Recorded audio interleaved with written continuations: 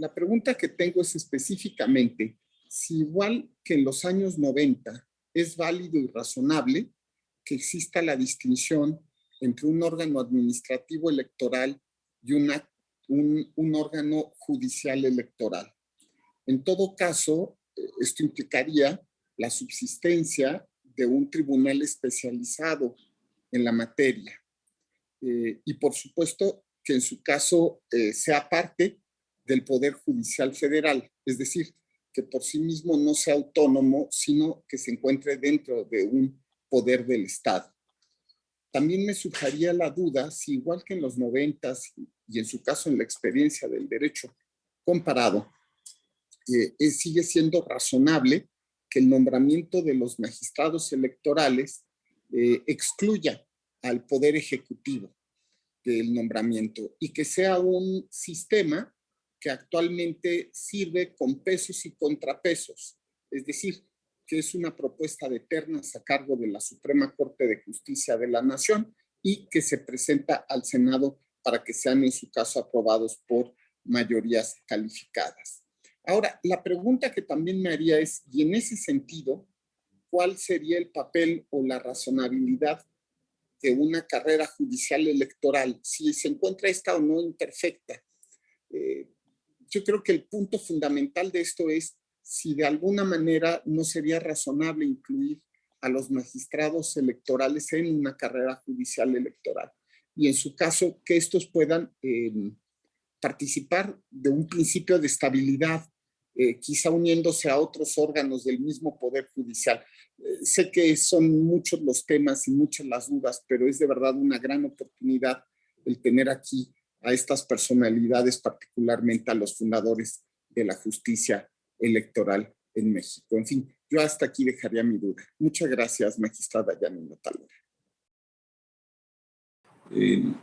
Bien, de las intervenciones que me han llamado mucho la atención, todas prácticamente confluyen en el tema de la legitimidad de este órgano jurisdiccional. La doctora Linkwitz hablaba del apoyo público como una base fundamental de la legitimidad de la Corte en los Estados Unidos de América, y creo que lo mismo permea para cualquier órgano jurisdiccional. También nos hablaba de que las y los juzgadores debemos anunciar ocasionalmente las opiniones y utilizar redes sociales. Entonces, con apoyo en estas intervenciones, yo quisiera preguntarles cómo mantener la legitimidad y la confianza ciudadana si el Tribunal Electoral lo que resuelve la materia de la litis es el acceso al poder. Primero. Segundo, ¿cuál sería la manera más efectiva de comunicar las resoluciones que emitimos cuando éstas inciden en la vida pública nacional? Y máxime en un contexto en donde vemos actores políticos que intervienen en medios de comunicación para tratar de minar las resoluciones que emitimos.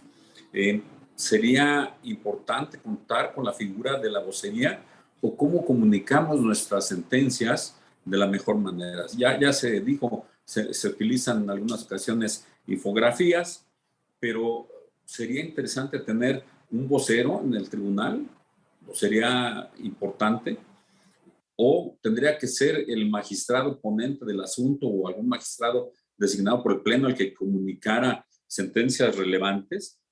Y si aquí sería también importante, dado que se utilizan las redes sociales para comunicar, sí es importante tener un código de ética que reglamente, o en el reglamento interno de trabajo, que reglamente hasta dónde, cuáles son los límites de la utilización que deben hacer las magistradas o los magistrados de estas redes sociales. Y por otra parte, si para ustedes debe reglamentarse el tema relativo a los amigos de la Corte. ¿Y cómo? ¿En qué asuntos? ¿Cuáles serían los asuntos en los que es necesario incorporar esta figura? ¿Sería cuánto, magistrado Talora? Muchas gracias. Yo quisiera plantear dos preguntas. La primera referente a cuál es desde su visión la fuerza que pueden tener las instituciones, pero particularmente la fuerza que puede tener el Tribunal Electoral cuando se encuentra en un contexto de ataques, es decir, de algo más que la crítica. Ya sabemos que parte del debate es si las y los jueces pueden salir a defender sus sentencias. Que el debate está dividido entre quienes piensan que no deben hacerlo y quienes piensan que sí deben y pueden hacerlo. Pero ¿de dónde se obtiene la fuerza y cuál sería, si no, en su caso, la respuesta pasiva a la que se hacía referencia hace un momento? Y la segunda pregunta que quisiera dejar aquí presente es, comentaban que en algunos casos el efecto, el impacto, el alcance de las decisiones del Tribunal Electoral cuando cambia criterios solo se pueden medir a lo largo del tiempo. Y en específico con este tema novedoso, en efecto, desde el año 2018 de recuentos generales en elecciones de gobernadores que no se habían llevado a cabo con anterioridad y que fue la primera ocasión y que no se han ordenado en todas las impugnaciones de gobernadores, ya que estas se determinan en base a lo que pide la parte que está impugnando y también justamente en aras de un criterio de limpiar lo más que se pueda el tema del recuento y el conteo de los votos. ¿Por qué al tiempo y cuál sería en efecto quién podría medir este impacto? Y voy a procurar ser muy concreto y dar mi opinión estrictamente personal, mi querido alumno y amigo Felipe de la Mata, ¿no? Es decir, es igual el contexto de los años 90 que actualmente. Pongo esta primera parte de la pregunta, no, ahorita la vinculo a la segunda parte, ¿no? Sin duda no son iguales. Los contextos han variado sustancialmente a lo largo de estos años, ¿no? Ahora, es válida la distinción o mantener una distinción entre una figura de tribunal especializado y un órgano administrativo. Entiendo que esa fue la parte segunda, ¿no? A mí me parece que en este momento, conforme al contexto actual, sigue siendo válido. ¿Por qué? Porque las condiciones políticas, sociales, económicas y de contexto internacional, me parece a mí que no permiten entrar a un debate de esa naturaleza. Tendría que conformarse un consenso que en este momento, en lo personal, yo no veo. Quizás un poco más adelante y pasando todas estas circunstancias, esto podría ser un motivo de... Yo tengo para mí que cuando uno va a plantear una reforma constitucional, tiene que tener conciencia de que lo que está planteando puede no ser atendido y sí pueden introducirse, si se tienen las mayorías correspondientes en el Congreso, otros temas que no estaban previstos. Y eso puede complicar mucho un modelo como el que tenemos, que además, en mi óptica, ha resultado, digamos, razonablemente adecuado para ir contendiendo con todos los problemas que hemos enfrentado a lo largo de estos últimos, yo diría, 30 años. La exclusión del Ejecutivo, del nombramiento de los magistrados. Honestamente, ahí también creo que hay un problema de oportunidad.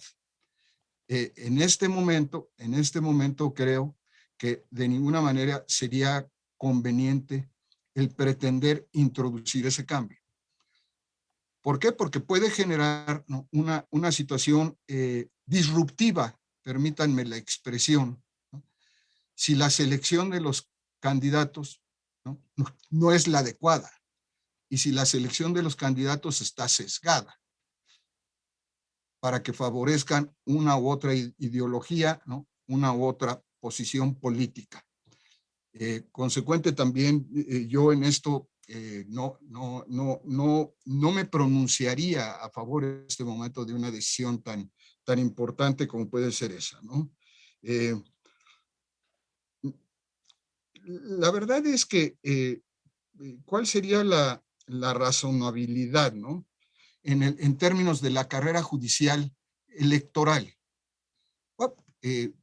Hoy tenemos ya una definición que se hizo a la luz de la última reforma, ¿no? En donde introduce de alguna manera al sistema general que existe en el Poder Judicial para la carrera judicial, ¿no? Y que dejó algunas ventanas abiertas para alguna cosa más, digamos, flexible. Yo no creo que tampoco en este momento pudiera tomarse una decisión de ese tamaño por la reforma que se hizo recientemente. Esto sería lo que podría contestar. Luego, muy brevemente, ya con las preguntas del magistrado Fuentes Barra. ¿Cómo mantener la legitimación y confianza cuando lo que está en juego es el poder? Pues mi respuesta sería muy cercana a lo que yo he dicho y muy brevemente lo repito. Es la consistencia de las decisiones que toman, ¿no? El ambiente que logran generar de apoyo de otros, digamos, ámbitos de la sociedad y también internacionalmente, ¿no? Para que precisamente, ¿no? Pueda haber legitimación de lo que va haciendo. Y retomo también lo que se dijo de la consistencia en las resoluciones. Los casos iguales deben tener una solución, salvo excepcionalmente, ¿no? Igual. Si empieza un tribunal a dar bandazos, lógicamente se va a exponer a una crítica muy fuerte. Yo soy un convencido, magistrado Fuentes, y con esto termino con sus preguntas para dejar espacio. Yo soy un convencido de que los órganos jurisdiccionales sí deben tener un vocero cuando son colegiados. Porque si no se corre el riesgo, y lo hemos vivido en el Tribunal Electoral, ¿no? De que empiecen a surgir versiones encontradas. Y lo que pudo haberse llevado de manera más tranquila, ¿no? Se vuelve un tema de debate público. Y creo que eso no le hace bien a las instituciones jurisdiccionales. Ahora, esa vocería puede estar acompañada, puede estar acompasada con la presencia, si así se decide, de algún magistrado además, ¿no? Pero bajo la condición de un especialista en medios. Esa es mi posición respecto de este punto. Doña Yanin, ¿cuál es la fuerza que puede tener el tribunal cuando se encuentra frente a una situación, vamos a llamarle de ataque, porque creo que fue el concepto que se utilizó, ¿no? Pues es mucho lo mismo que he contestado en relación a otras preguntas, ¿no? Los tribunales normalmente tenemos muy poca capacidad, ¿no? De coerción cuando realmente, ¿no? Estamos frente a una situación crítica, sea por el incumplimiento de nuestras determinaciones o por la propia, digamos, voluntad que se tiene de otras fuentes importantes, ¿no? Frente al tribunal. Y consecuentemente ahí vuelve a surgir esta parte de no tiene, como dijo bien el ministro José de Jesús Orozco, que fue creo que usó la expresión de no tiene ni la espada, ni tampoco el erario, ¿no?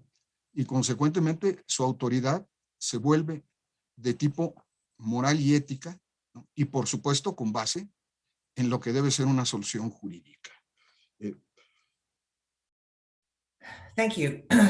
As I understand the first question, it has to do with differentiation of the tribunal from an administrative body. And given the delicate decisions administrativo.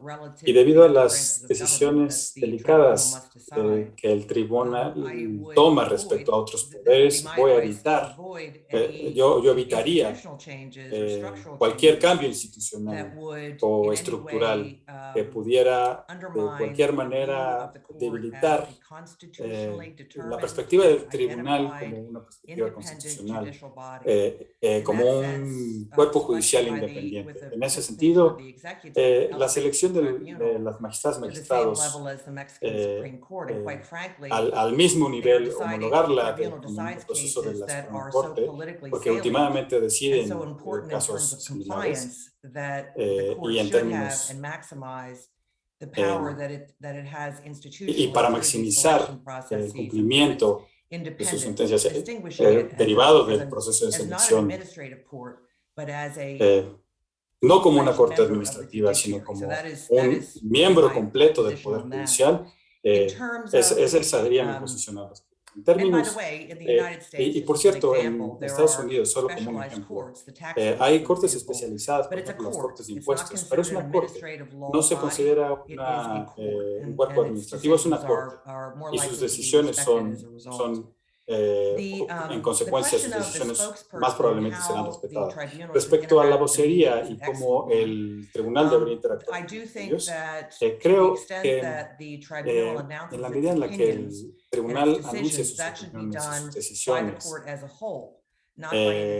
como el tribunal en su conjunto, no como jueces individuales, no como eso evita personalizar la justicia, y eso está en línea con mis comentarios sobre la despersonalización del tribunal en la medida de lo posible. E incluso en decisiones divididas, cuando anuncie sus conclusiones debe anunciarlas como una decisión. Y si es una buena idea o no tener una vocería, esto puede ser debatido. Una vocería podría malinterpretar lo que la Corte ha dicho, y en ese sentido las decisiones de las Cortes solas pueden explicarse. Como muchos miembros de este panel han dicho, las decisiones de este tribunal deben ser consistentes. De hecho, el tribunal está tomando una aproximación más relacionada con el common law. En la medida en la que las decisiones del tribunal sean claras, son consistentes, se pueden mantener por sí solas. Pero quizá una vocería podría ser una posibilidad si esta persona está completamente consciente de lo que la Corte ha decidido. Lo que es muy importante para desarrollar apoyo público a lo que la Corte ha decidido. Sobre reglas éticas y en cuanto a lo que está sucediendo en Estados Unidos, ha habido un debate si la Suprema Corte debería adoptar estándares éticos por el tribunal. No hay estándares tribunales que apliquen a la Suprema Corte, así como aplican a otras cortes federales. Por eso pienso que siempre los estándares éticos son para ayudar al público a entender que la Corte se está constriñendo y evitando conflictos de interés y limitar las interacciones en redes sociales. Respecto a los ataques a la Corte, esa es la pregunta permanente en todas las democracias. Creo que el punto sobre creo que fue el juez Orozco que hizo este punto, que a veces en la historia de los Estados Unidos las decisiones de la Suprema Corte de los Estados Unidos no han sido cumplidas por el Poder Ejecutivo, y cómo la Suprema Corte ha manejado esto de manera estratégica, y que ha tenido que ser estratégica para asegurarse y fulminar el conflicto en la medida de lo posible. Pero habiendo dicho eso, una corte que es demasiado estratégica, el público lo entenderá que la corte está siendo estratégica más que sincera. Así que el esfuerzo de ser estratégico debe ser muy desplegado de manera muy cuidadosa, porque claramente eso podría también debilitar el poder y la posición del tribunal respecto a otras ramas políticas. Muchas gracias. Yo tomo 3 puntos de sus diferentes preguntas. El primer punto es el tema de la participación del Ejecutivo en el nombramiento de los jueces electorales o constitucionales. Yo no conozco ejemplo donde el Ejecutivo y el Poder Legislativo no tiene un papel fundamental en este nombramiento. Sí, en este sentido, usted se recuerda un expresidente del Consejo Constitucional de Francia, Robert Badinter, cuando lo nombraron en presidente de la República como presidente del Consejo Constitucional, él dijo, tengo un deber de ingratitud. Yo no voy, subraya la importancia del segundo punto, que es el punto del código ético. Porque la decisión de un juez constitucional o un juez electoral tiene un efecto social y político importante. En este sentido, finalmente, el código ético, la conducta personal, tiene una importancia mucho más grande que por un juez del civil o un juez penal.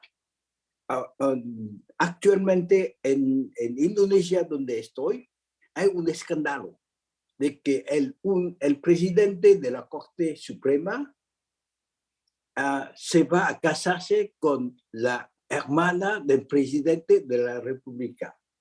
Entonces hay un movimiento para pedir su democión. ¿Por qué? Porque no se puede a nivel personal abrir este tipo de discusión. Y tenemos la misma crítica en la Corte Suprema de los Estados Unidos, cuando la esposa de un justicia, un justice, está tomando la defensa del expresidente Trump. Por eso yo diría el código ética es mucho más importante para el juez electoral que para un juez del penal o del juez civil. Y insisto, mejor que el tribunal ofrece su versión y su código como una forma de exprimir su conciencia de la importancia de la conducta personal y no dejarlo a los demás imponer este tipo de código. Y finalmente, la pregunta la más difícil, ¿cuál es la fuerza del tribunal? Yo lo veo personalmente, la pregunta para mí sería, ¿cuál es la debilidad del tribunal? La debilidad del tribunal, profundamente ya el ministro Fernando y el magistrado Orozco lo han dicho, si no, el tribunal no tiene recursos y no tiene fuerza armada. Pero lo importante es el cese, es que cómo hacer que la decisión del tribunal se puede implementar. Y yo diría, este es un poquito diferente de la fuerza, porque la fuerza del tribunal viene probablemente del oportunismo del Ejecutivo. Cuando ellos necesitan una legitimización de los ganadores, el tribunal tiene una importancia. Pero luego, cuando se pierden, el tribunal pierde de su importancia. Entonces, no vamos a contar con pero vamos a movilizar la defensa de la opinión pública sobre el tema de la lucha contra la impunidad. Y la impunidad empezó con la falta de respeto a las decisiones del tribunal o las decisiones del órgano administrativo. Y en este sentido, yo diría, tenemos que pensarlo, efectivamente un portavoz o una reducción del cargo del tribunal para que su decisión sea mucho más rápida, mucho más efectiva, pero insistiendo en una idea central. La decisión del tribunal, las sentencias del tribunal, no son únicamente sentencias legales, pero son sentencias que tienen un profundo sentido de justicia. Y la justicia dentro del cuadro legal es lo que a mí me parece el derecho fundamental, lo más importante para la población en general. Gracias. En relación con la pregunta también del magistrado de la Mata en cuanto a esta justificación que pudiera haber o no en el derecho comparado en cuanto a una diferencia entre órgano administrativo electoral y otro órgano jurisdiccional electoral, a ver, y la posible exclusión de participación del Poder Ejecutivo sobre el particular, bueno, varía en el derecho comparado y va a depender sobre todo el contexto, ¿verdad? Puede haber sistemas en donde la organización electoral administrativa se confiera al secretario general de gobierno, al Ministerio del Interior en Europa o el secretario general de gobierno de alguna entidad federativa en los Estados Unidos, en fin, y no se genera un mayor tema. O bien que aquellos sistemas que le confieren la decisión última sobre la resolución de controversias electorales a un tribunal constitucional o a una Suprema Corte y en cuya conformación participe a manera de propuesta el Ejecutivo, ¿verdad? En algunos sistemas, bueno, esto también se da, pero es porque ya también hay unas garantías de independencia en ese órgano y de legitimidad y credibilidad que justifican y no se vuelve mayor tema y se aceptan sus decisiones.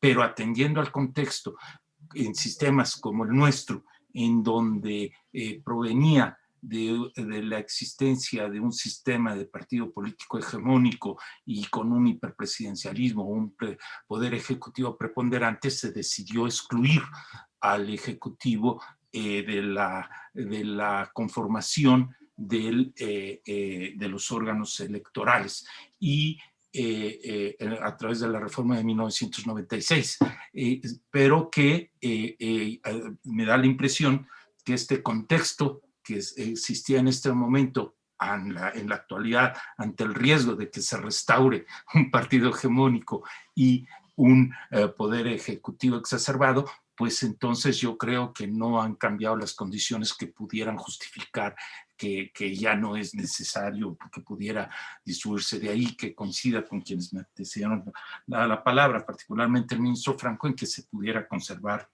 el sistema en vigor. Y concluyo en cuanto a que reunir en un solo órgano, que también lo planteaba el magistrado de la Mata, el tribunal, o sea, tanto la autoridad electoral administrativa y la jurisdiccional, bueno, sabemos que hay algunos tribunales electorales en el caso de Costa Rica o de Uruguay, que reúnen en un solo órgano tanto tareas administrativas como de resolución de impugnaciones, pero que también esto incluso hay algún planteamiento ante la Comisión Interamericana de Derechos Humanos en cuanto a que esto no se satisface cuando un mismo órgano desempeña ambas tareas. El requisito no está resuelto todavía por los órganos interamericanos, pero sí hay el planteamiento de que si esto respeta el derecho a un recurso efectivo ante un tribunal independiente, imparcial, previamente establecido, cuando es el mismo órgano el que resuelve los medios de impugnación. Rápidamente, en cuanto a lo del magistrado Fuentes, ciertamente la legitimidad del tribunal electoral y de la confianza ciudadana que se involucra, y de alguna manera trataría de referirme a lo planteado por la magistrada Otalora, ya lo mencionamos, la legitimidad no deriva del Tribunal Electoral de su representatividad o de su poder político o del poder de la bolsa o de la espada, sino del discernimiento de la adecuada motivación jurídica y argumentación sólida de sus decisiones. Y de ahí que, y obviamente también la correspondiente consistencia, porque cuando ésta se pierde, pues daña y erosiona la legitimidad y credibilidad del órgano. De ahí que si de manera excepcional llega a haber un cambio de criterio, se deben dar y explicitar razones sólidas que justifiquen este cambio de criterio y con base en él seguir resolviendo hacia futuro.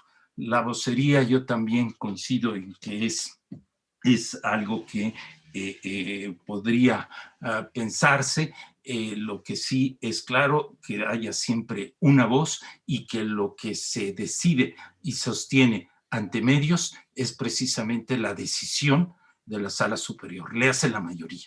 No es extender a la opinión pública algún diferendo que haya existido en el interior del órgano. Esa es mi posición, mi convicción.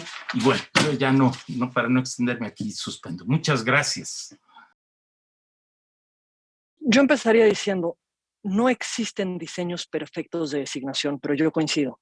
Estos se dan atendiendo a contextos específicos de un país en un momento determinado, en un momento, digamos, político determinado, en un momento social determinado, pero también en un momento institucional determinado. Y cuando hablamos de reformas electorales, me parece que tenemos que siempre poder identificar cuál es el problema que estamos queriendo resolver. Es decir, no solamente es porque me gusta un diseño más que el otro, sino hay un problema a atender, cuál es este y cuál es la mejor forma de atenderlo y cómo se pueden generar consensos en torno al mismo.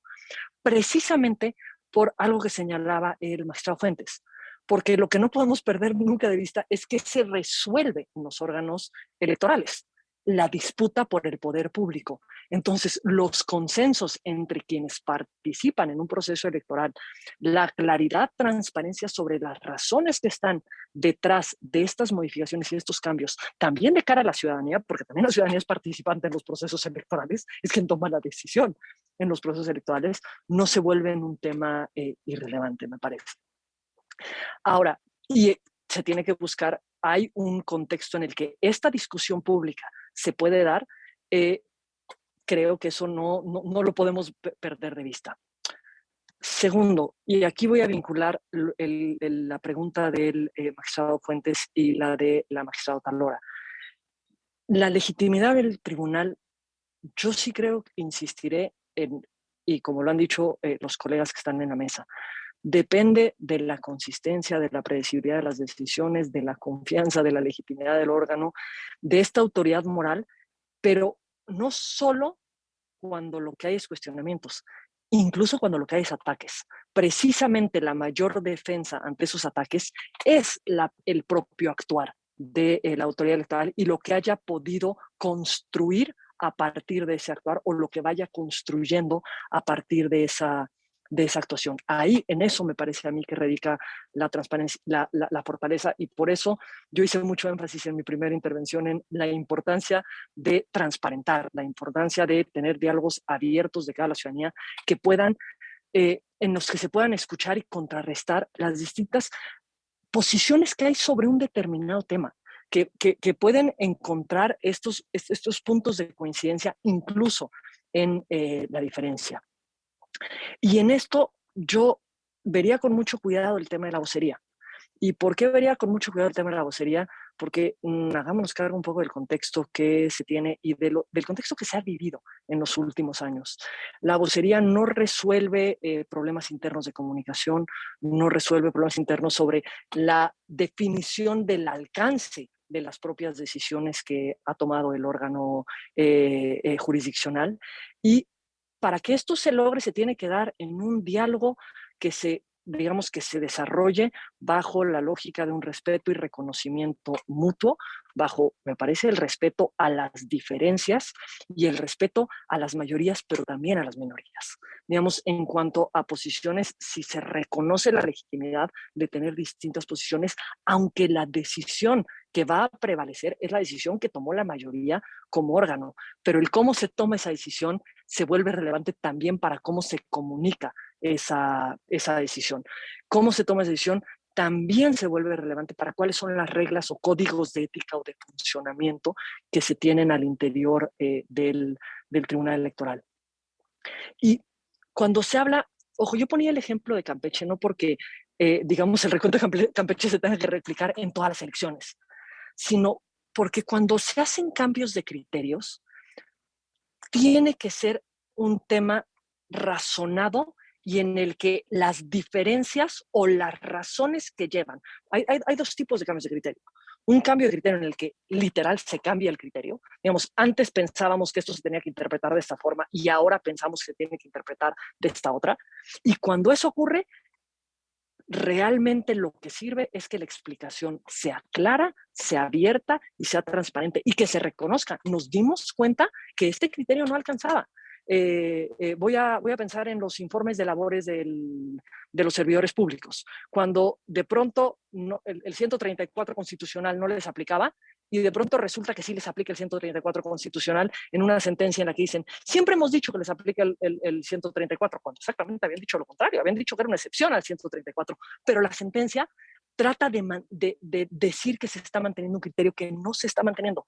¿Es malo que se cambie? No, solo debe de tener una explicación muy clara. Y por supuesto, casos concretos pueden tener circunstancias específicas que tienen que ser resueltas de una determinada forma.